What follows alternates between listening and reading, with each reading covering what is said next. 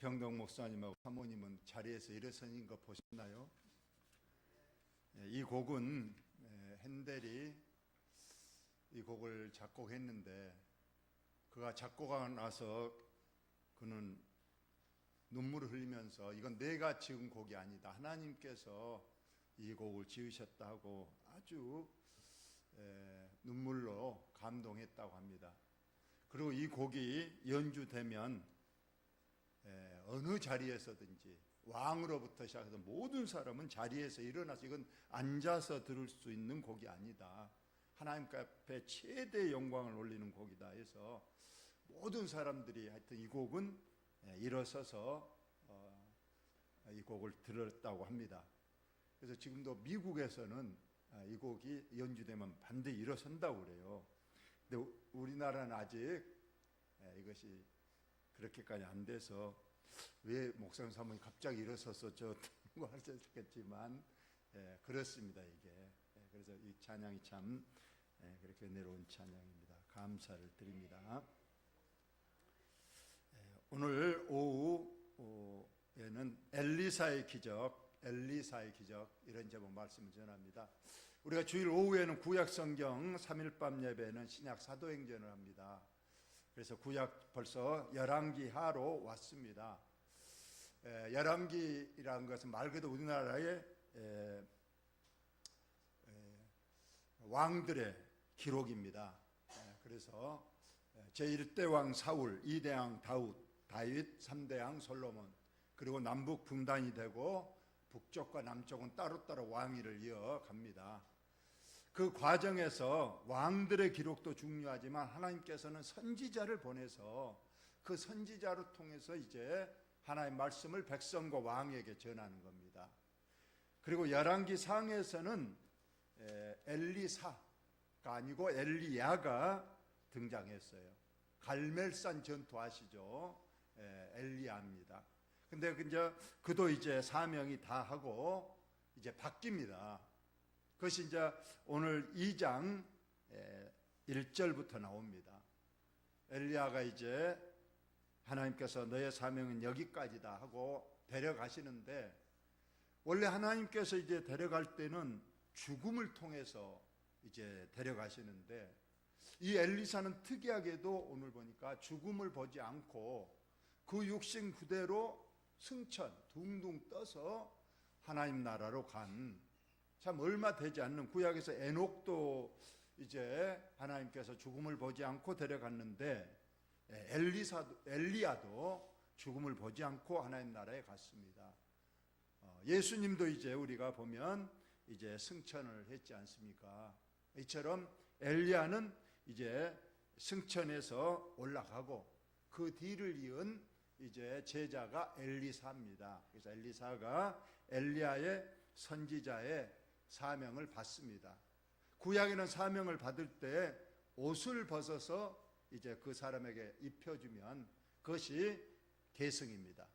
그래서 이제 엘리야가 승천하면서 겉옷을 놓고 갔기 때문에 그 겉옷을 엘리사가 입고 이제 계속해서 하나님 사명을 진행하는 내용인데, 오늘 2장 오늘 본문은 엘리사가 처음으로 행한 기적 2가지가 기록되어 있습니다. 그걸 오늘 간단히 보고 우리에게 무슨 교훈을 주는가 보도록 그렇게 하겠습니다.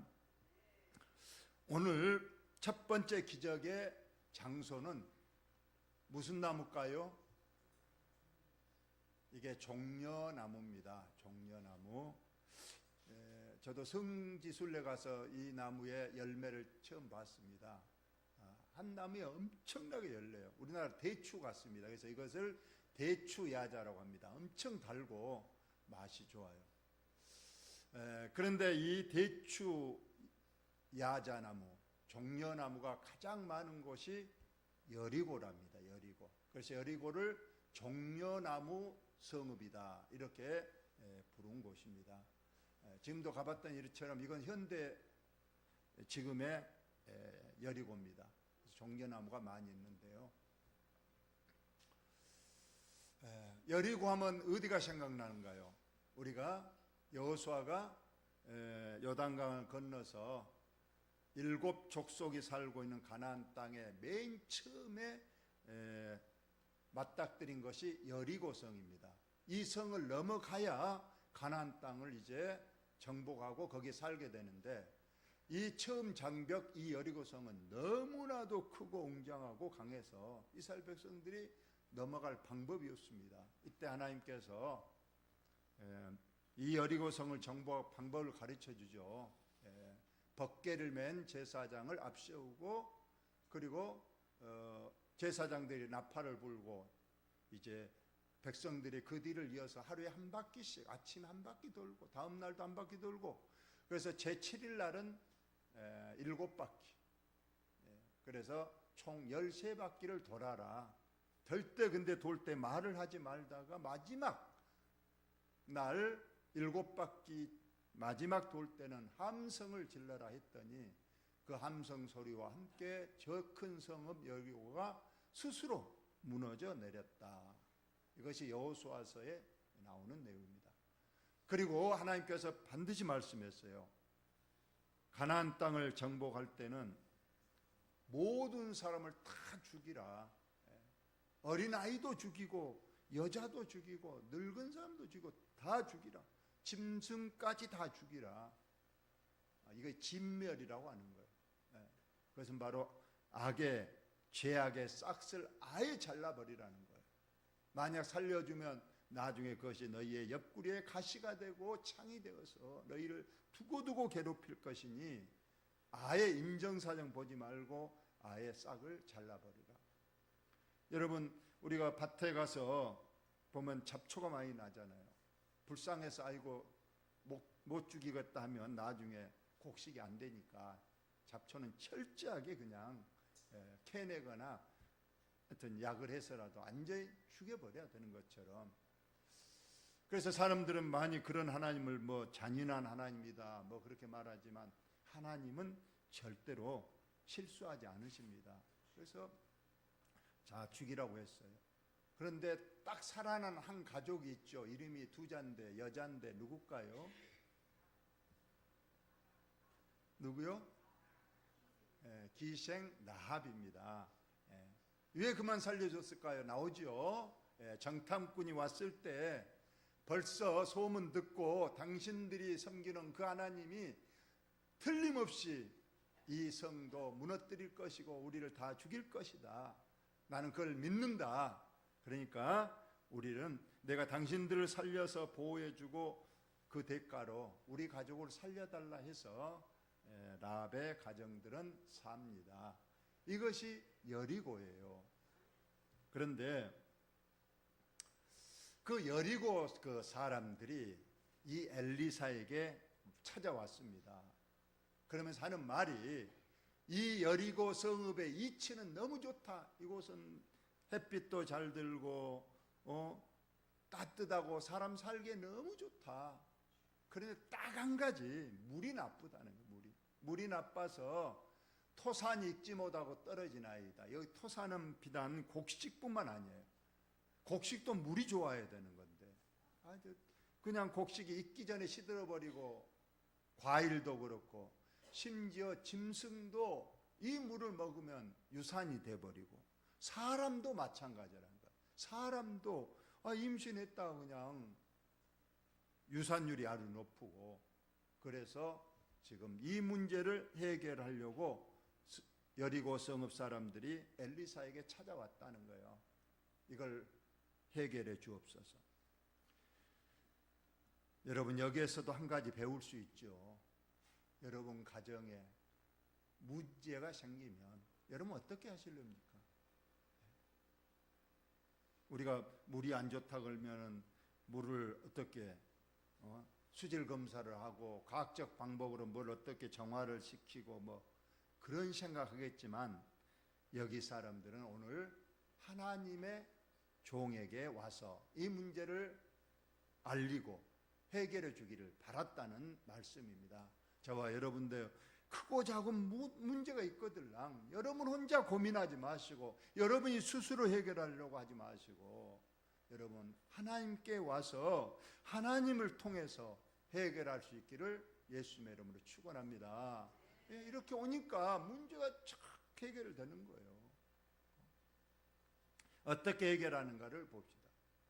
그런데 왜 이처럼 여리고가 이렇게 물이 나쁘고 사람이 살 수 없을 정도로 됐는가?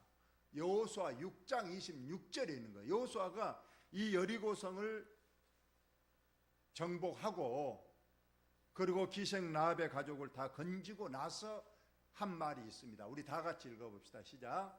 여호수아가 그때에 맹세하게 하여 이르되 누구든지 일어나서 이 여리고성을 건축하는 자는 여호와 앞에서 저주를 받을 것이라. 그 기초를 쌓을 때에 그의 맏아들을 이룰 것이요 그 문을 세울 때에 그의 막내 아들을 이루리라 하였더라. 아예 여호수아가 여리고성은 더 이상 사람이 살지 못하도록 이렇게 철저하게 금지를 시켰습니다. 그리고 분명히 여호와 앞에서 저주를 받는다. 절대 여기에서 집을 지으려고 하지 마라. 여기서 살려고 하지 마라. 만약 그러면 맏아들, 막내 아들 다 죽게 될 것이라고 이미 선언을 했습니다. 그리고 한참 뒤에 어떤 사람이 이걸 모르고 여기다 집을 짓는 거예요. 그 시대의 베델 사람 히엘이 여리고를 건축했다. 분명히 건축하면 맏아들이 죽고 문 닫을 때 막내 아들 죽는다고 그랬는데 이 사람 그걸 모르고 히엘이 그 터를 쌓을 때 그대로 맏아들 아비람이 죽었습니다. 그 문을 닫을 때에 막내 아들 수굽을 잃었다. 분명히 여호수아가 선언한 대로 이렇게 눈알 여호수아가 통하여진 말씀이 그대로 이루어진 겁니다. 열왕기상 16장이니까 오랜 뒤에도 그 하나님의 말씀의 선포가 그대로 이루어지는 것을 봅니다. 그러니까 어느 누구도 지금 살지를 못하는 거예요. 그러나 오랜 세월이 지나 사람이 살려고는 했지만 이처럼 도저히 물 때문에 살 수 없는 그런 상황이 됐다는 겁니다. 이때 과연 엘리사가 어떠한 방법을 쓸 것인가? 엘리사가 그 여리고 성읍 사람들의 말을 듣고 말했습니다. 너희들은 가서 새 그릇을 준비하고 새 그릇에 뭘 담아서? 소금을 담아서 내게로 가져오라 하며 그들이 새 그릇에다가 소금을 담아서 가져왔다는 겁니다. 여러분 가정에도 소금 많죠. 여기서 왜 엘리사는 그 소금으로 물을 고치려고 하는가? 과연 물에다가 소금을 담보니 그 소금의 효능이 떨어져 버리거나 하면 그 물이 고쳐지겠는가? 과연 성경에서는 소금을 어떤 용도로 어떤 의미가 있는가? 우리가 다 함께 읽어봅시다. 시작. 내 모든 소재물에 소금을 치라. 내 하나님의 언약의 소금을 내 소재에 빼지 못할지니 내 모든 예물에 소금을 드릴지니라. 하나님께 드리는 제사, 특히 곡식을 드리는 이 소재 제사에 반드시 소금을 치라는 겁니다. 왜 쳐야 되느냐? 하나님도 좀 맛을 알고 간을 해서 드리라는 걸까요? 그게 아니죠. 여기 보니까 내 하나님의 언약의 소금이다. 결국 소금은 변치 않는 하나님의 말씀을 상징한다는 겁니다. 그래서 하나님의 말씀은 절대로 변하지 않습니다. 시대가 가고 상황이 바뀌어도 항상 하나님의 말씀은 변함이 없다는 것을 알려주기 위해서 하나님께서는 이처럼 소금의 의미를 알려주었던 겁니다. 이것을 기억하고 있는 엘리사가 바로 소금으로 하나님의 말씀으로 이 여리고의 물을 고치기로 한 겁니다. 엘리사가 물 군원, 여리고성을 적시는 물의 시초를 찾아갑니다. 영산강의 근원은 어디일까요? 혹시 아는 사람 있나요? 영산강을 강줄기를 쭉 올라가면 어딘가에서 물이 나올 거 아니에요. 잘 모르죠? 담양에 가면 용추골이 있어요. 저도 여러 번 가봤는데 거기 용추산 그 조그마한 산 언덕인데 거기에 바위 틈에서 처음 물이 시작하는 겁니다. 조금 올라와요. 이것이 내려가면서 점점 많아지고 점점 합쳐져서 결국 영산강까지 오게 되는 겁니다.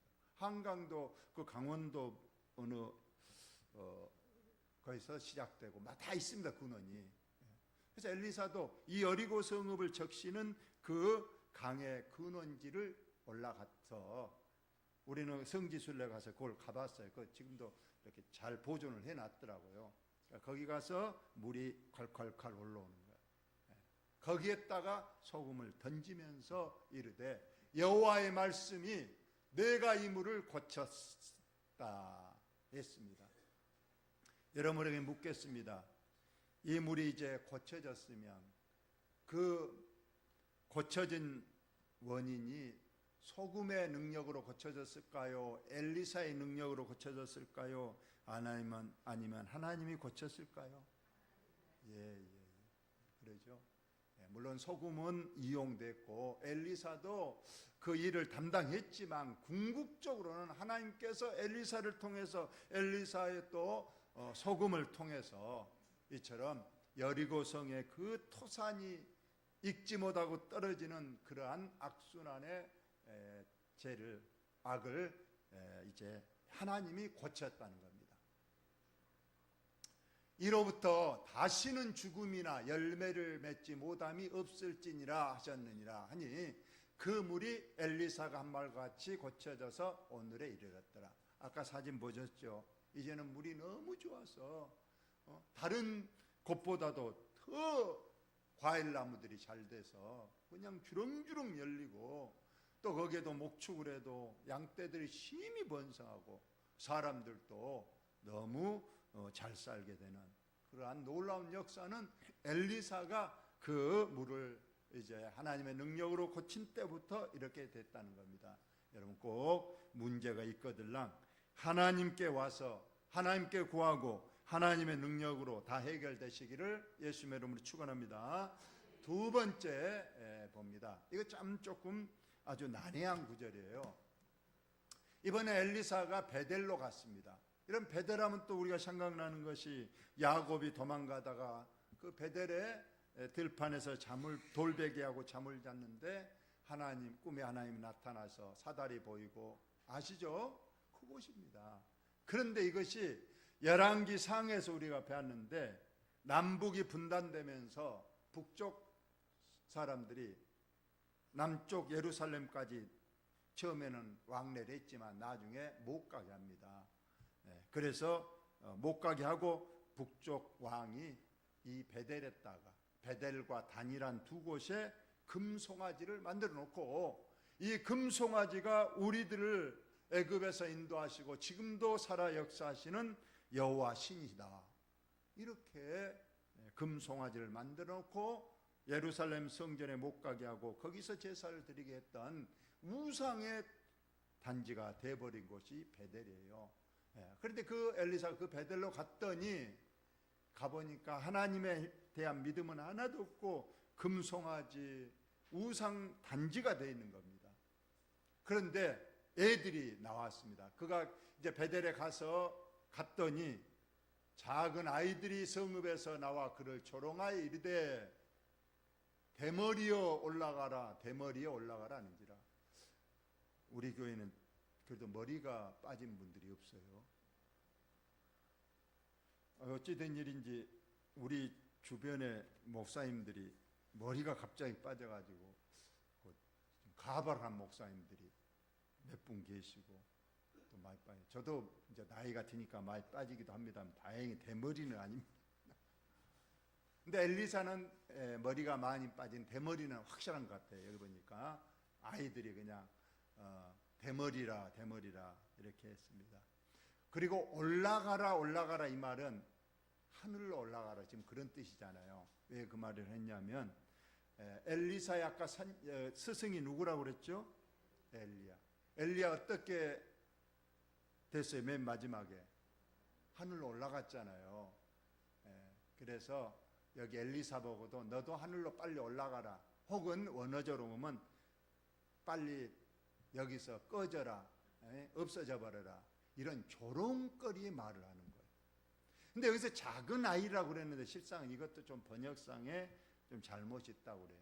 여기 작은 아이는 원어적으로는 청년인데 20살. 그러니까 우리가 말하는 어린아이가 아니에요. 완전히 성숙하고 모든 것을 다 이성적으로 판단할 만한 이 청년들이 세상에 엘리사 주의 종에게 놀리는 거예요. 대머리야 꺼져버려라. 대머리야 여기 다시는 오지 마라. 이렇게 하는 겁니다. 이것은 주의 종 선지자를 조롱한 것도 되지만 그 이면에 있는 하나님을 멸시하는 거예요. 우리는 더 이상 하나님 말씀 안 듣고 우리는 금송아지 섬기면서 우리의 우상을 섬기겠으니 너 엘리사 당신 뭐들 여기 왔느냐. 우리는 당신 말 듣지 않겠다. 빨리 꺼져라. 이 대머리 양반아 하면서 조롱하는 겁니다. 이걸 보고 엘리사가 뒤로 돌이켜 그들을 보고 여호와 이름으로 저주했다는 거예요. 이 나쁜 놈들. 그렇게 했더니 숲속에서 암곰 둘이 나와서 그 아이들 보니까 그 아이들이 42명이나 됐어요. 그들을 죽였다는 거예요. 또 여기도 우리가 보면 하나님 너무 잔인하지 않느냐 이렇게 할 수 있겠지만 아까 우리가 악의 모습은 잘라야 되고 베델은 지금 하나님의 심판이 이제 그 한도에 온 거예요. 세상에 하나님을 섬겨야 될 그들이 금송아지를 만들어 놓고 섬기면서 주의 종이 와서 복음을 전하려고 하니까 대머리야 꺼져라 대머리야 이렇게 하니까 하나님께서도 단호하게 뭔가를 보여줘야 되기 때문에 곰을 2마리 보내서 이처럼 심판을 했습니다. 오늘 엘리사의 처음 2기적이 2가지였죠. 하나는 그래도 여리고성을 고쳐주신 축복이고 베델에 가서는 그들이 여리고성에서는 그들이 와서 이런 문제가 있습니다. 주의 종 하나님의 방법으로 고쳐주자고 믿음으로 영접했더니 큰 축복이 임하는데 여기에서는 벌써 우상의 도시에서 회개하기는커녕 주의 종에게 이렇게 악담을 퍼붓고 하는 것에 하나님도 화가 나셔서 이들을 심판하셨음을 보여주고 있습니다. 여러분, 우리는 하나님께서는 분명히 사랑만 있는 게 아니에요. 공의의 속성도 분명히 있습니다. 그래서 신명기서에 늘 말한 것, 너 앞에 복과 화 2개를 동시에 두었노니 너희는 무엇을 할 거니까 너희가 결정하라는 거예요. 너희들이 하나님을 선택하고 복을 선택하고 생명을 선택하면 너희들이 자자손손 하나님이 축복하시겠지만 너희들이 하나님 대신에 우상을 선택하고 다른 신을 찾고 그러면 너희들은 하나님이 너희들을 심판하리라고 말씀하신 겁니다. 여러분, 여리고성에 살고 싶습니까? 베델에 살고 싶습니까? 예? 여리고성, 베델? 여리고성은 아까 하나님이 고쳐주신 곳이고 여 베델은 지금 심판을 당해서 애들이 40이면 죽은 곳이잖아요. 예. 우리 영암군은 여리고성과 같이 하나님을 잘 섬기고 그래서 풍성한 축복을 누리는 그런 성읍 되시기를, 또 여러분 가정도, 여러분 우리의 자녀손들도 축복 안에 거하시기를 예수님의 이름으로 축원드립니다.